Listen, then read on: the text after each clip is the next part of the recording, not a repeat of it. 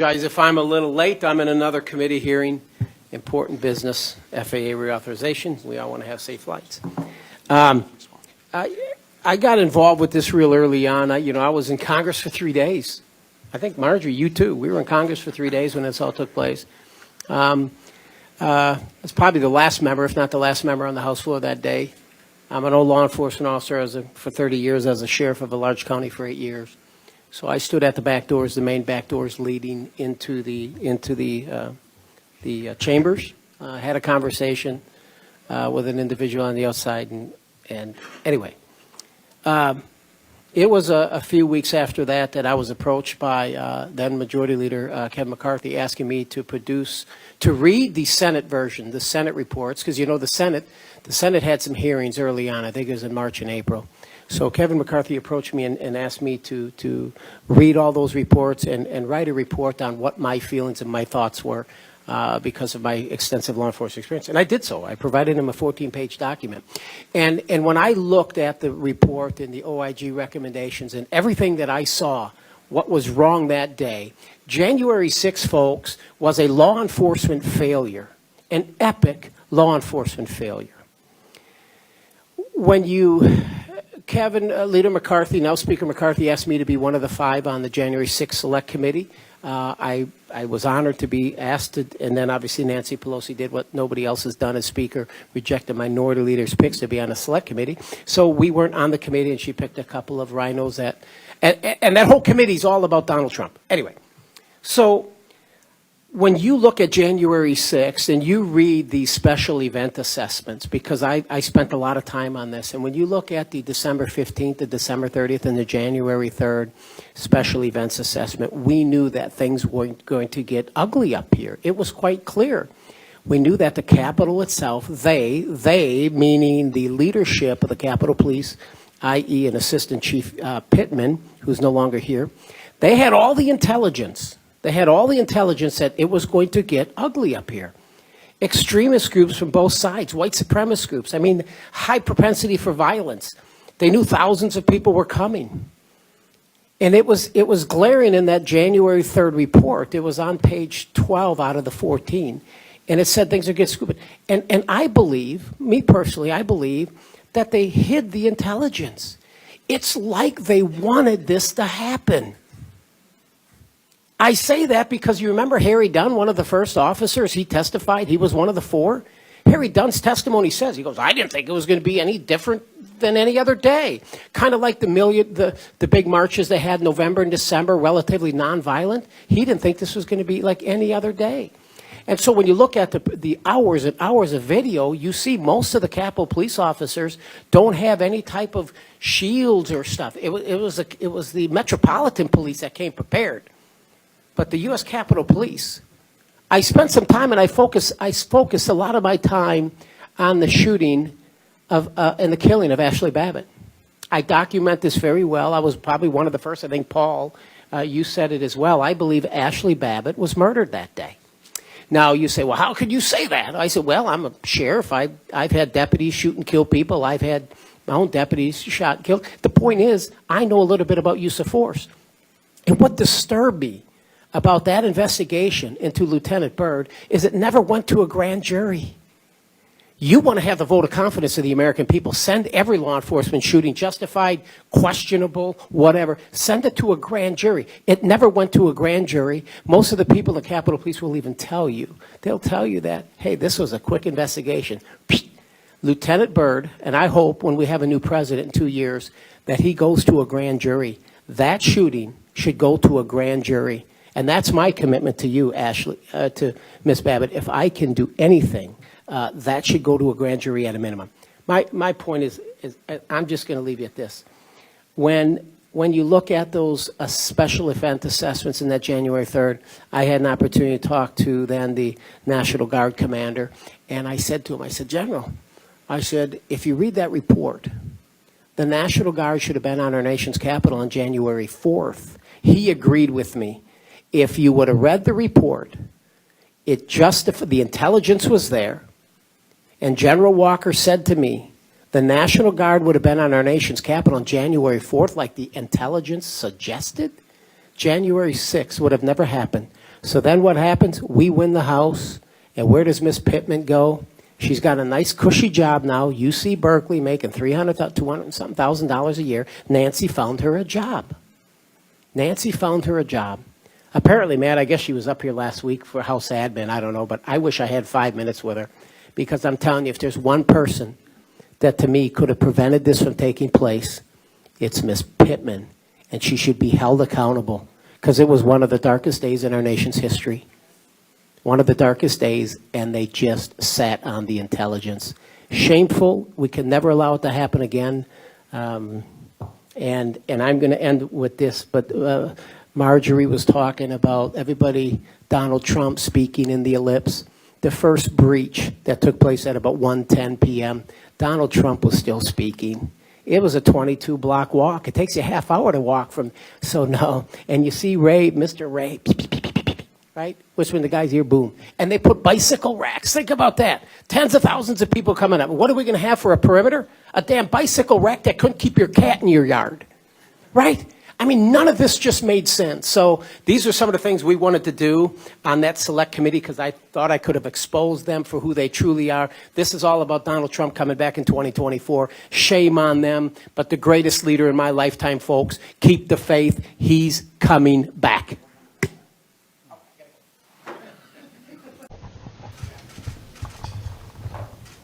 Good afternoon. I'm going to call this field hearing on January 6th to order. From time to time, members of Congress hold field hearings to function as force multipliers for the investigative, analytical, and legislative work of our various committees. We are now moving toward the appropriations process, where we'll have to make key decisions about authorities and capabilities within the Department of Justice and the FBI. And it is my hope that we get a more fulsome understanding of the events of January 6th and the follow-on actions that have concerned many of us in the Congress regarding people's treatment and civil rights. And to start our hearing today, we've got a short video. Despite millions of Americans watching the events of January 6th unfold on their TV screens, there have been several conspiracy theories, including one that the federal government facilitated the riot.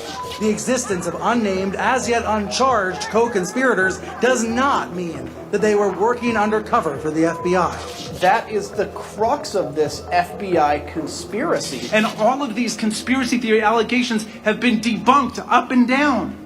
How many FBI agents or confidential informants actively participated in the events of January 6th? Sir, I can't answer that.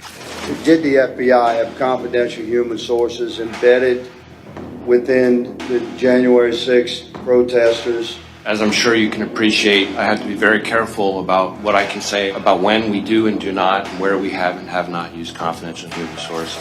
Why can't you just send us, give us access to the 11,000 hours of video that's available? Because there may be UC's undercover officers or CHS's confidential human sources on those videos whose identity we need to protect. There might have been some kind of potential federal involvement with the activities on January 6th, and I thought it was important enough that it warranted our attention. There must be moments where you think, if we would have known, if we could have infiltrated this group or found out what they were doing, and that, do you have those moments? Absolutely. And in that testimony to the Senate, you believe that Christopher Wray indicated that there were no confidential informants and no FBI assets that were present at the Capitol on January 6th that were part of the violent riot. Isn't that right? Yes, sir. The Washington field office told Boston, well, you know what? We can't give you the evidence because it might disclose the very CIs and UCs that you are concerned about. So much of our work has uncovered some of the things that initially were deemed as conspiracy theories, but we now have sworn evidence to prove. But that is not the end of the story. The critical feature of our gathering today is to better understand how people were treated in the follow-on to January 6th. And in that regard, I'm very pleased to welcome our witnesses. Jeff Clark is currently Senior Fellow and Director of Litigation at the Center for Renewing America. He is former Acting Assistant Attorney General for the Civil Division, holding that time during the Trump administration after being confirmed by the Senate. Jeff served as the Senate confirmed Assistant Attorney General for the Environment and Natural Resources Division. He holds degrees from Harvard University in Economics and Russian History, from the University of Delaware in Urban Affairs, and from the Georgetown University Law Center. Outside of politics, Jeff serves as professor at the George Mason School of Law, and he has been an attorney at Kirkland & Ellis. We also have today with us Ed Martin. Ed is president of the Eagle Forum Education and Legal Defense Fund. Formerly, Ed Martin was a member of the Republican National Committee and chaired the Missouri Republican Party. As an attorney in the private sector, Ed's legal work involved him with the Institute for Justice and Human Action Network and the Americans United for Life. He possesses degrees in medical ethics and philosophy, served as Missouri Governor Matt Blunt's chief of staff, and he currently hosts the Pro America Reports podcast. We're also joined today by Jerry Perna. Jerry Perna's nephew, Matthew Perna, was a January 6th defendant who was subjected to months of delays by the justice system. Matthew was charged for entering the Capitol on January 6th, but peacefully surrendered to authorities. Matthew's sentencing was scheduled for March 2022, but this was delayed by the prosecution. Mr. Perna took his own life. His friends and family say that the sentencing delays broke him. Jerry Perna currently runs a website to raise awareness for her nephew's story, rememberingmattperna.com. We're also joined today by Sarah McCabe. Sarah is the wife of Ronald McCabe, who entered the Capitol on January 6th, a deputy sheriff. Ronald suffered a shoulder injury that day while attempting to render medical assistance to a protester, Roseanne Boyland. He has since been charged with 7 crimes, among them assaulting, resisting, or impeding a federal officer. Ronald pleaded not guilty to these charges, and video footage shows McCabe protecting and helping multiple Capitol officers who thank him for his assistance. Together, Sarah and her husband have faced crippling legal bills, a coordinated smear campaign, manipulated evidence, and Ronald remains in prison without a sentence. We're also joined today by Brandon Straka, the founder of the Walk Away campaign. Straka runs this organization, a 501c3, a political action committee, a social media campaign, and a grassroots-style political movement. Brandon was charged with disorderly conduct as a result of his presence at the Capitol on January 6th and was subsequently sentenced to 3 years of probation with 3 months of home detention. He additionally incurred thousands in fines. We're also joined today by John Strand. John is a model, writer, actor, musician, and host of Frontline Flash. During the COVID-19 pandemic, John led the Beverly Hills Freedom Rally in 2020 to defy California's lockdown orders. In support of Dr. Simone Gold, John worked as the communications director as well as the creative director of her organization, America's Frontline Doctors. John has since been sentenced to more than 2 years in prison for his presence at the Capitol on January 6th. We thank our witnesses for joining us. I'm joined currently by my colleague Paul Gosar of Arizona, but we may have other members that I know are watching and observing this from their movements about the Capitol and who may join us as well. Mr. Clark, you've submitted written testimony. All of the testimony from today and all of the record that is being kept today will be available for members to submit for the official record of the House on the floor or for work in the Judiciary Committee upon which I serve or the Oversight Committee upon which Dr. Gosar and many of our other members serve. So thank you for your written testimony, and we would ask you to summarize that in 5 minutes. You're recognized, Mr.